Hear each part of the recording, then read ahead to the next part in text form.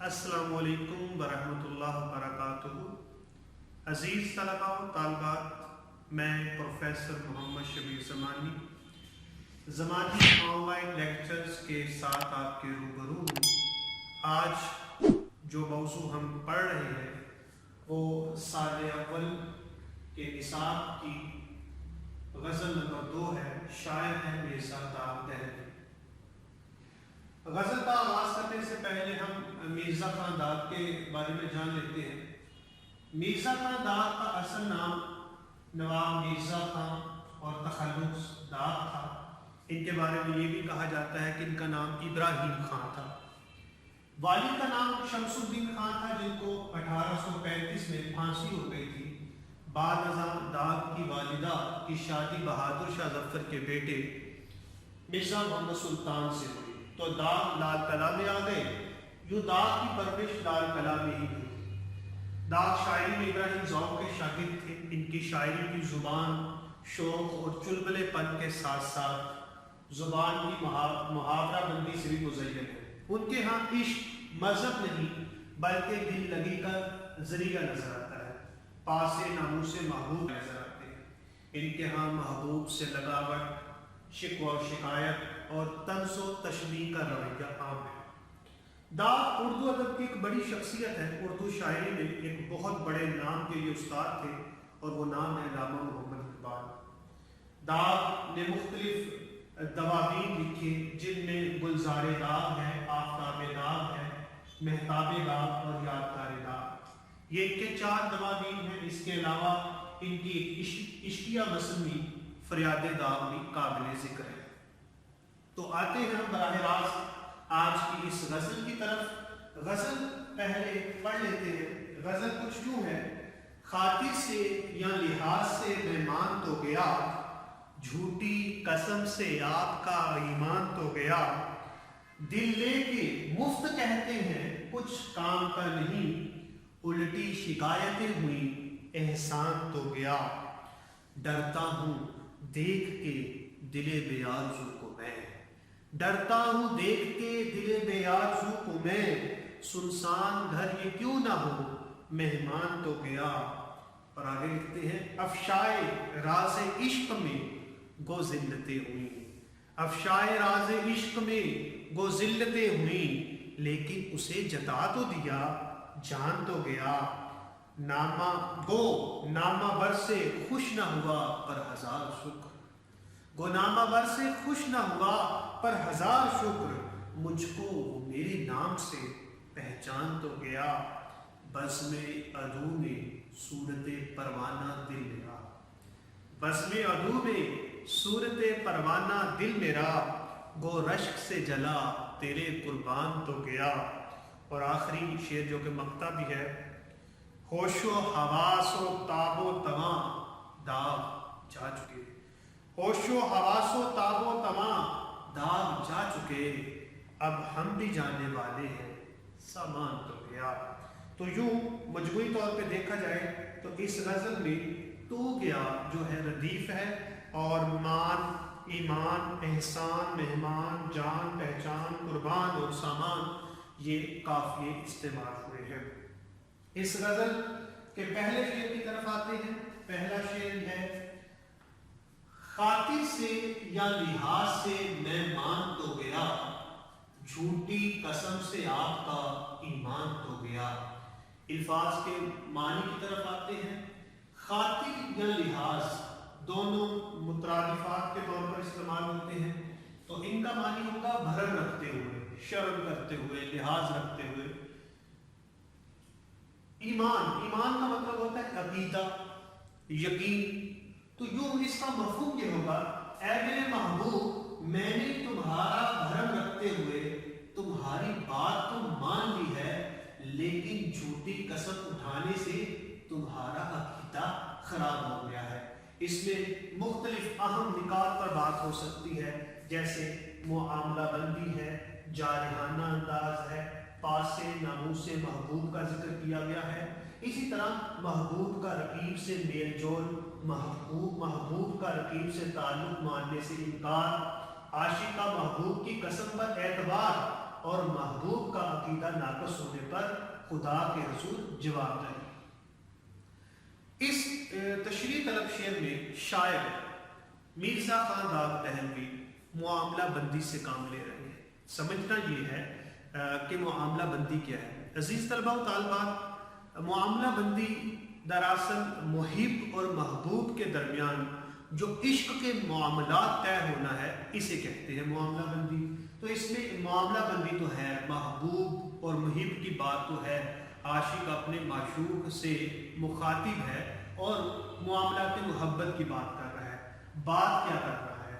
بات کر رہا ہے کہ اے میرے محبوب، میں نے تمہاری جھوٹی قسم پر اعتبار تو کر لیا ہے، لیکن یاد رکھو تمہارا اپنا ایمان خراب ہو گیا ہے۔ اب سوال یہ ہے کہ کون سی جھوٹی قسم جس پر اعتبار کیا گیا ہے؟ اردو شاعری میں ایک تثلیث استعمال ہوتی ہے جس میں عاشق، معشوق اور رقیب کا ذکر آتا ہے۔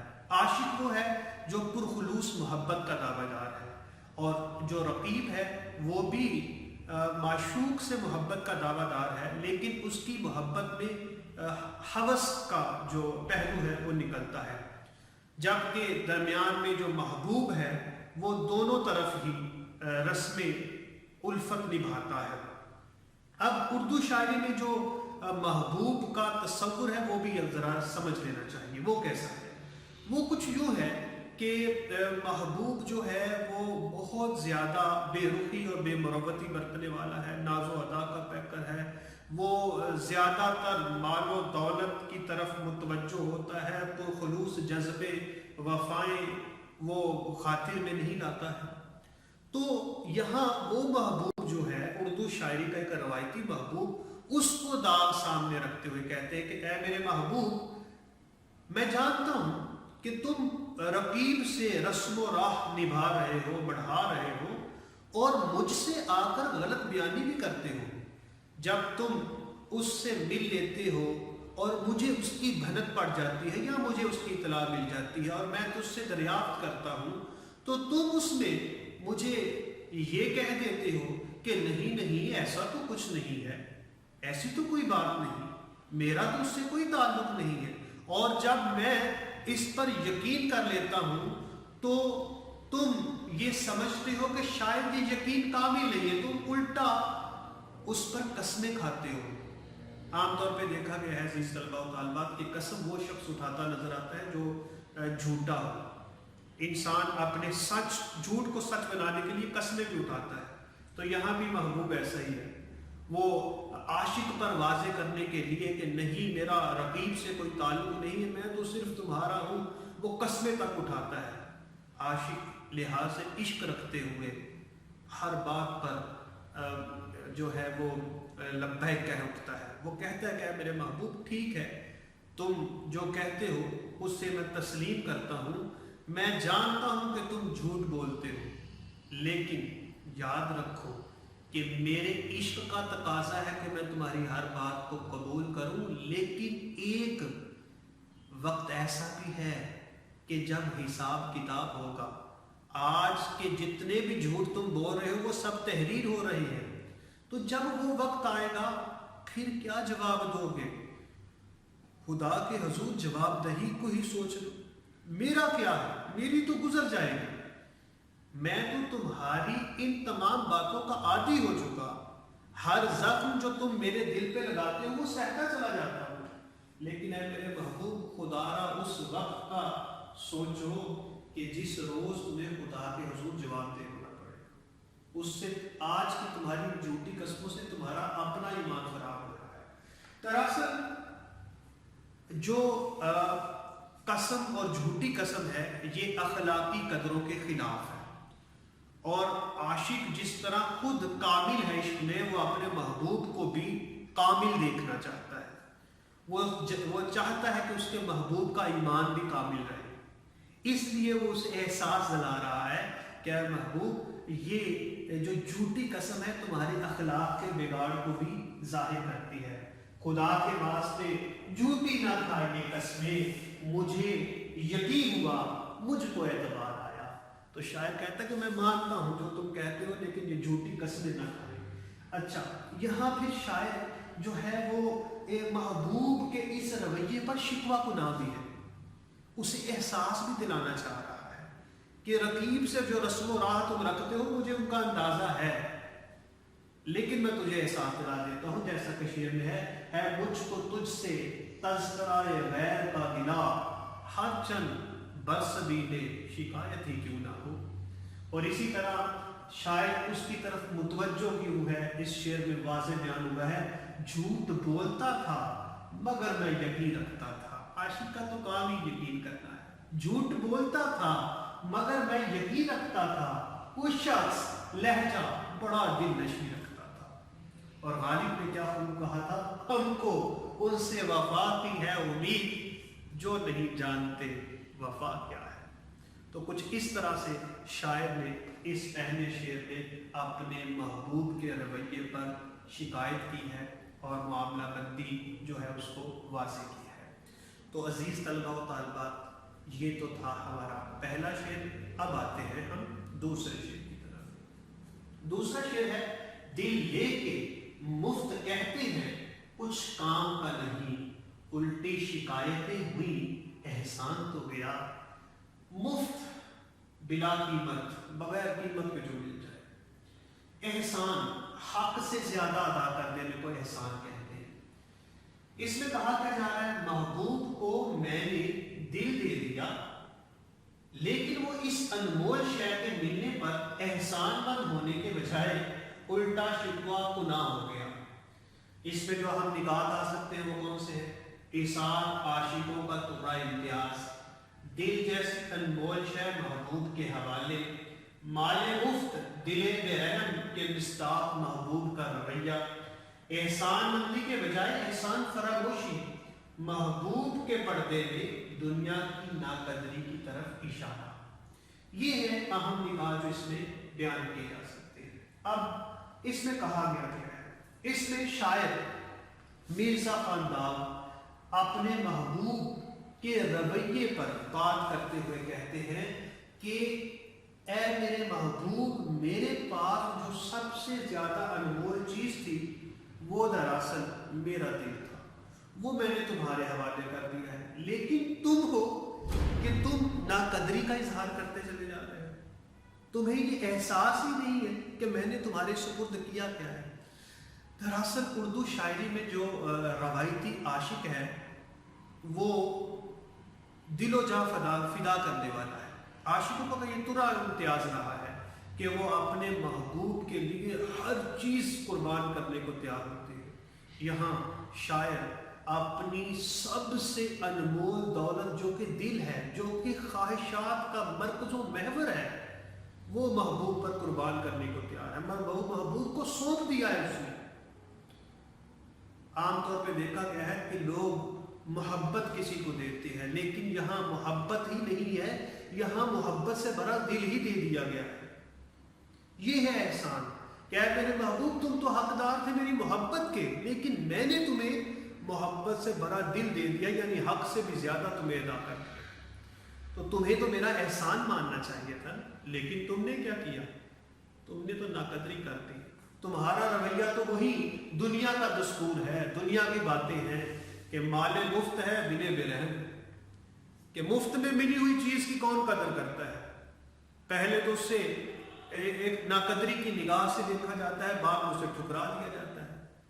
لیکن اے میرے محبوب، یہ مفت کا مال جو ہے یہی دراصل اصل مال تھا، کھرا مال تھا، تم نے اسے ٹھکرا دیا ہے۔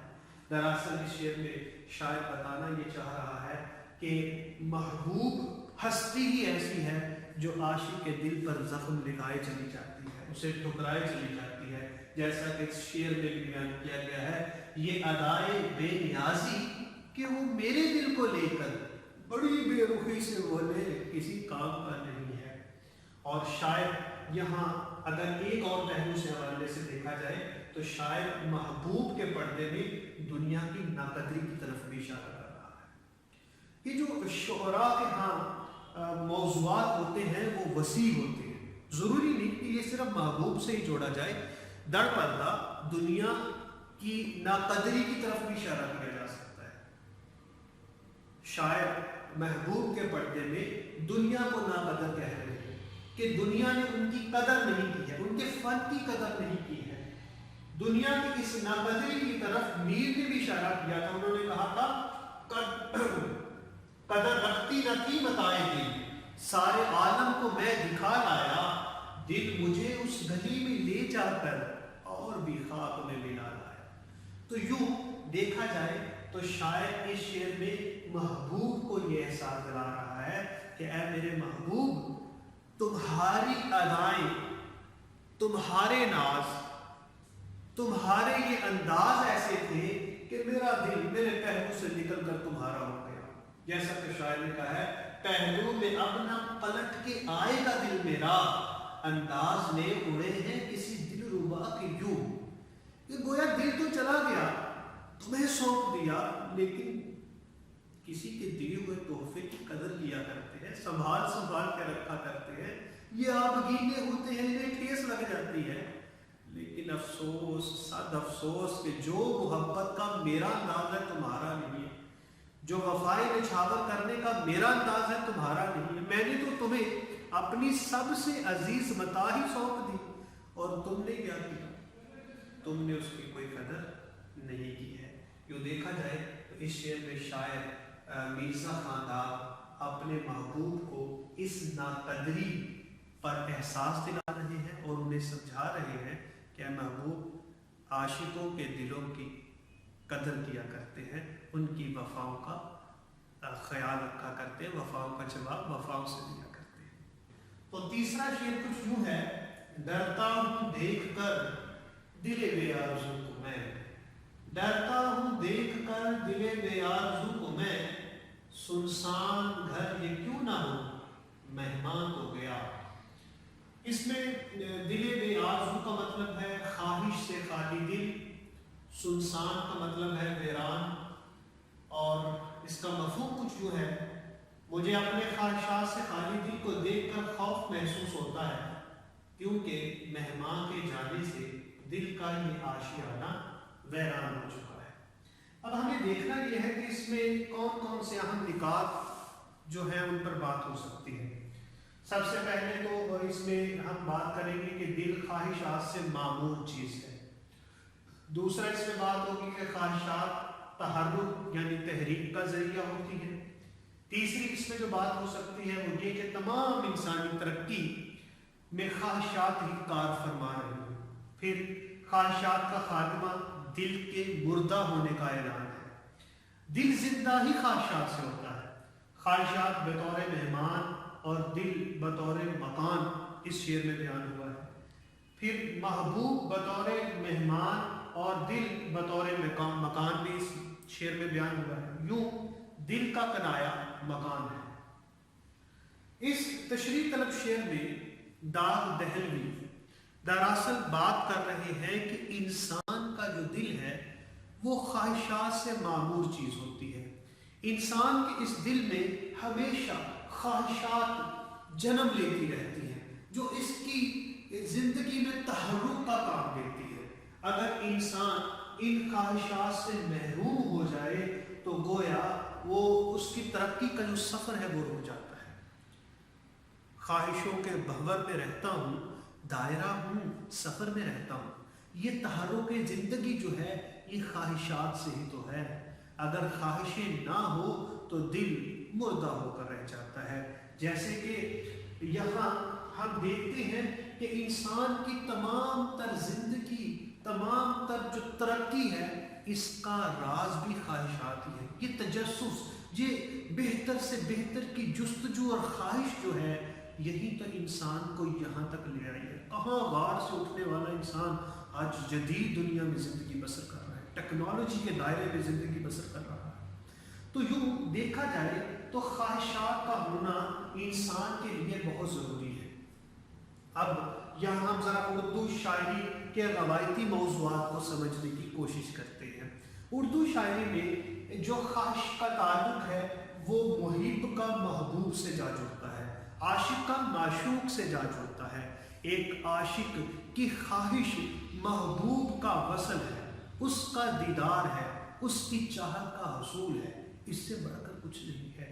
تو یوں شاعر بیان کرتا ہے کہ میرے دل میں جب سے میرے محبوب کی خواہش اور آرزو پیدا ہوئی تھی تب سے میری زندگی آگے بڑھتی چلی جا رہی تھی، لیکن محبوب کے ناروا رویے کی وجہ سے، محبوب کی طرف سے بار بار ناکامیوں کا سامنا کرنے کے سبب میرے دل سے ایک ایک کر کے تمام خواہشیں رخصت ہو گئی، اور وہی ہوا جس کا مجھے ڈر تھا کہ میری زندگی سے جو تحرک تھا وہ ختم ہو گیا۔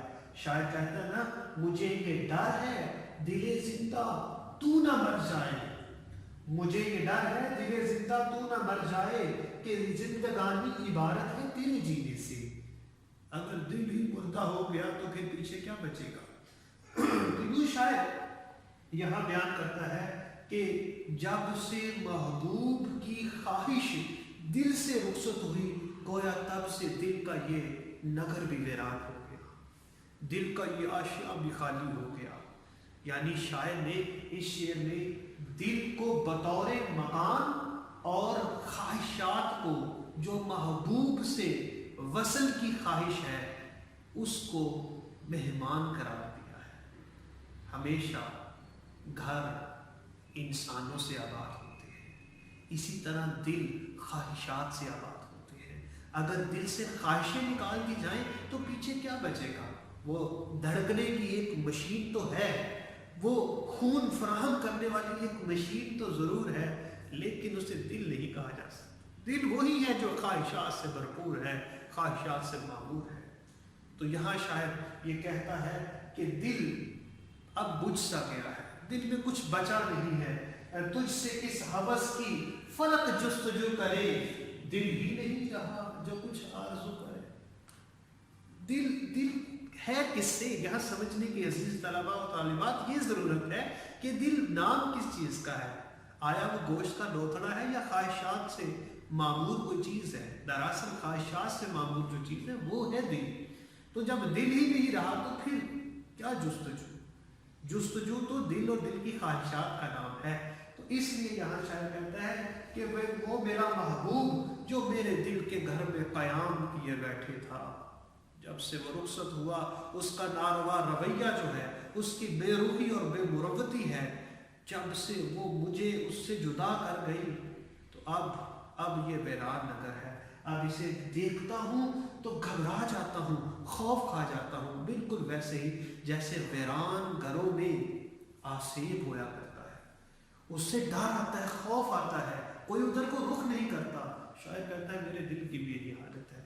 یعنی شاعر دبے لفظوں میں یہ اظہار کر رہا ہے کہ کاش محبوب یہ رویہ نہ رکھتا، دل کا یہ نگر ویران نہ ہوتا، یہ دل کا مکان یوں ہی اس کی یاد سے، اس کے وصل کی خواہش سے آباد رہتا، وہ میرے خوابوں کا محور جو ہے دل میں یوں ہی قیام کیے رکھتا، تو پھر کیا ہی خوب لطف آتا۔ اس شعر میں شاعر مرزا خان نے دل کے لیے جو کنایا استعمال کیا ہے وہ ہے مکان۔ مکان کا لفظ جو ہے دل کے لیے استعمال ہوا ہے۔ تو یوں یہ جو تیسرا شعر ہے اس میں بھی شاعر نے دبے لفظوں میں محبوب کی بے روحی کو اجاگر کرنے کی کوشش کی ہے۔ تو عزیز طلباء و طالبات، یہ تھا ہمارا تیسرا شعر۔ اب آپ آتے ہیں چوتھے شعر کی طرف۔ چوتھا شعر کچھ یوں ہے: افشائے راز عشق میں گو زلتیں ہوئی، افشائے راز عشق میں گو زلتیں ہوئی، لیکن اسے جتا تو دیا، جان تو گیا۔ کیا خوب تقلب ہے شاعر کا اس شعر میں۔